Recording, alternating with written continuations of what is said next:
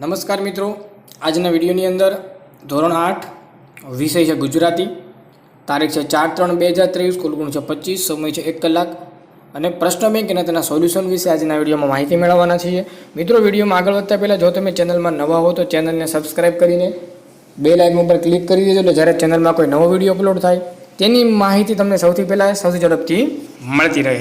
આ વિડીયોના સોલ્યુશનની પીડીએફ ફાઇલ, પ્રશ્ન બેંકની પીડીએફ ફાઇલ જે પણ મિત્રો ડાઉનલોડ કરવી હોય તો વિડીયોના ડિસ્ક્રિપ્શન બોક્સમાં લિંક આપેલી છે. તે લિંક પર તમે ક્લિક કરીને પેપરની પીડીએફ ફાઇલ, સોલ્યુશનની પીડીએફ ફાઇલ ડાઉનલોડ તમે ત્યાંથી કરી શકો છો. અને જે પણ મિત્રો આજુબાજુ તમારે ધોરણ 8માં ભણતા હોય એને અવશ્ય વિડીયોની લિંક શેર કરી દેજો, એટલે પણ મિત્રો પેપરનું સોલ્યુશન કરી શકે. તો સૌથી પહેલો તમને પ્રશ્ન નંબર 1 અહીંયા આપવામાં આવ્યો છે, જેમાં તમને એવું કીધેલું છે કે આપેલ વિષય પૈકી કોઈ પણ એક વિષય પર તમારા વિચારો રજૂ કરો, કુલ ગુણ 5 છે. બરાબર? એટલે આની અંદર તમારે 5માંથી કોઈ પણ એક લખવાનું છે. કોઈ પણ એક વિષય ઉપર તમારે વિચાર રજૂ કરવાના છે. એમાં પહેલો સવાલ આપ્યો છે કે તમારા વિસ્તારની સમાજ સેવા, બરાબર, કે અન્ય કોઈ ક્ષેત્રે વિશિષ્ટ યોગદાન આપનાર વ્યક્તિ હોય એનું નામ તમારે આની અંદર લખવાનું થાય છે.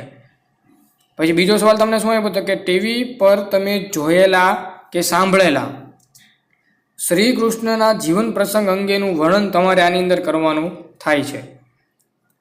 બરાબર?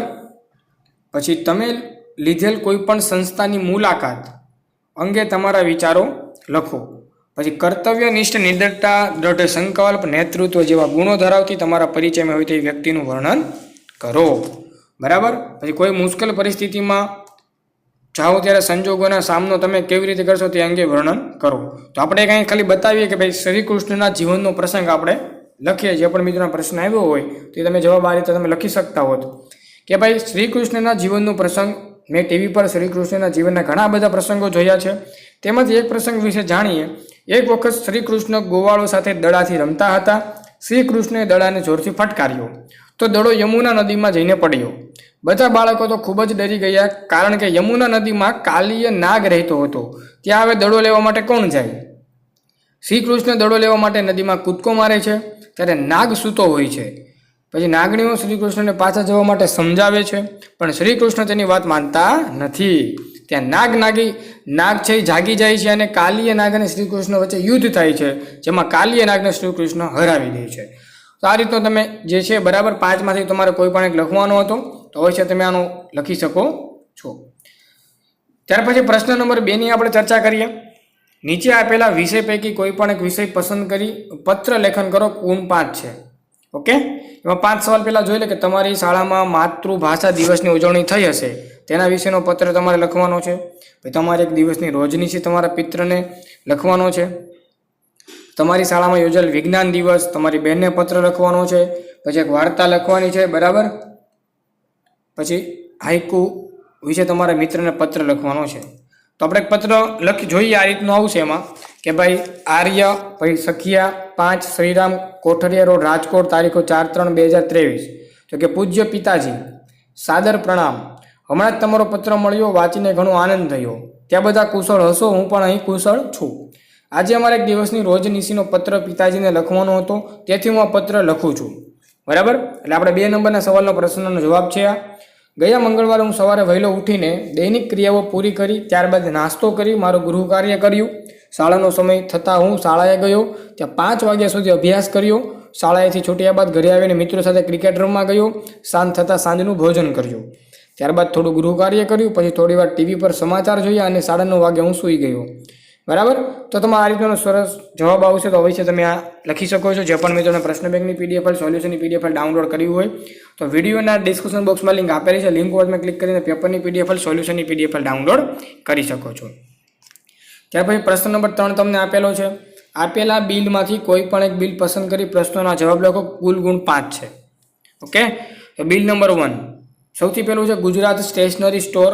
જોઈ શકો છો એમાં ગ્રાહકનો ભગવાનભાઈ છે. બિલ નંબર 71 છે, તારીખ આપી છે. હવે વસ્તુની વિગત છે compass box, notebook, pencil box, બરાબર, આ રીતનો રેટ ને બધું આપેલું છે. તો સૌથી પહેલો સવાલ, કઈ બે વસ્તુની કિંમત એક સરખી છે ભાઈ? તો તમે જોઈ શકો છો પેન્સિલ બોક્સ અને ફાઇલની બંનેની કિંમત સરખી છે. બીજો સવાલ, 1 ડઝનમાં કેટલી નોટબુક આવે ભાઈ? તો 1 ડઝનમાં આપણે, બરાબર, જોઈ શકો છો 1 ડઝનમાં એક નોટબુક કેટલી છે? તો કે 1, ભાવ 10 રૂપિયા. બરાબર. ચાલો, માલ જોઈ તપાસી લેવા એમ શા માટે લખ્યું હશે? પછી આ સ્ટોર મહિનામાં કેટલા દિવસ બંધ રહે છે અને બિલમાં અંગ્રેજી ભાષાના કયા શબ્દો વપરાયેલા છે? બરાબર. તો એમાં stationery store, bill, compass box એ બધા કેવા છે? અંગ્રેજી આવશે. આગળનો પ્રશ્ન, દોઢ દાયકાથી આપની સેવામાં અગ્રેસર આધુનિક પુસ્તક ભંડાર, ઊંચા ટાવર રોડ, અમદાવાદ. બરાબર. એમાં પણ તમને 5 સવાલ નીચે આપેલા છે, જોઈ શકો છો. એ રીતનો ત્રીજો પણ તમને બિલ સ્ટોર આપેલો છે, એમાં પણ તમને નીચે 5 સવાલ આપેલા છે. બરાબર. પછી ચોથો સવાલ બિલ નંબર 4, એમાં પણ નીચે 5 સવાલ આપેલા છે. અને પછી 5મો સવાલ, એમાં પણ નીચે તમને 5 સવાલ આપેલા છે. તો આ રીતનું તમારે પ્રશ્ન વિભાગ 5-5નું જે પણ મિત્રોને સોલ્યુશન ડાઉનલોડ કરવું હોય તો ડિસ્ક્રિપ્શન બોક્સમાં તમને લિંક આપેલી છે. તમે લિંક ઉપર ક્લિક કરીને પેપરની PDF ફાઇલ, સોલ્યુશનની PDF તમે જે ડાઉનલોડ કરી શકો છો. આગળનો પ્રશ્ન લેશું મિત્રો, પ્રશ્ન નંબર 4. આપેલ અધૂરો સંવાદ પૂર્ણ કરો. જેમાં તમારે 5 વિભાગમાંથી કોઈ પણ એક તમારે વિભાગ લખવાનો છે. બરાબર.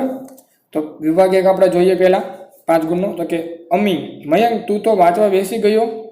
તો અહીંયા આવશે ચાલ ને રમવા, મને તારા વિના રમવું નથી ગમતું. એટલે અહીંયા આવશે ચાલ ને રમવા. મયંક પણ મારે તો હજી વાંચવું છે. અહીંયા આવશે લેસન થયું નથી. બરાબર. મયંક શું કહે છે? શું વાંચવું છે તારે? તો અમી કહે છે ચોપડી. મયંક કહે છે ચોપડી. અમી કહે છે કઈ ચોપડીઓ? તો કે અકબર બિરબલની ચોપડીઓ. બરાબર. અને છેલ્લી આવશે મારે પણ એક ચોપડી વાંચવી છે, તું મને આપીશ? તો કે હા હા, કેમ નહીં, લઈ જા. તો આ રીતનો જવાબ આવશે. ઓકે. વિભાગ 2 ની પણ ચર્ચા કરી દઈએ. પેલી ખાલી જગ્યા છે ભાઈ હા હો, તો કે જય આવ્યા. બરાબર. પછી આમાં શું શું જોયું? તો કે આમાં આવશે મેરુ, મહેરામણ અને મરુભૂમિ એટલે શું? તો આમાં આવશે જેવા ભૂંગા પણ જોયા. બરાબર. આ રીતનો જવાબ એનો આવશે. વિભાગ 3 એમાં પણ જોઈ લઈએ. પેલી ખાલી જગ્યામાં તમારો જવાબ આવશે કેમ, શું થયું છે એમને. બીજો આવશે કાનના. પછી પણ તારા પપ્પા તો બહાર ગયા છે. પછી આમાં હા હું તારી સાથે આવું છું. અને આમાં આવશે ઓ તું એકલી જ જા. એ વિભાગ 4 અને વિભાગ 5 પણ તમને આની અંદર આપવામાં આવ્યો છે. ઓકે. પ્રશ્ન નંબર 5 લઈએ. આપેલા વિભાગમાંથી કોઈ પણ એક વિભાગમાંથી એક પ્રશ્ન લખવાનો. 5 ગુણનો પ્રશ્ન છે તમને આમાંથી. બરાબર.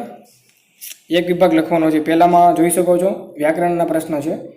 તો કે રેખાંકિત શબ્દના સ્થાને સમાન અર્થવાળો શબ્દ મૂકવાનો છે. પછી વાક્યમાં પ્રયોગ શબ્દ સમૂહ છે. બધામાં મતલબ સેમ જ છે. વિભાગ 1, વિભાગ 2, 3, વિભાગ 4 અને વિભાગ 5. બરાબર. તો આનું સંપૂર્ણ સોલ્યુશન જે પણ મિત્રોને ડાઉનલોડ કરવું હોય તો ડિસ્ક્રિપ્શન બોક્સમાં લિંક છે, તો લિંક ઉપર ક્લિક કરીને ડાઉનલોડ કરી શકો છો. મિત્રો આ તો ધોરણ 8ના વિદ્યાર્થીઓનું ગુજરાતી પ્રશ્ન બેંકના સોલ્યુશન વિશે વાત. વિડીયો ગમે તો લાઈક કરી, શેર કરી, ચેનલને સબસ્ક્રાઇબ કરી દો. મળીશું અવનો વિડીયો. બધાને good bye, good luck, thank you.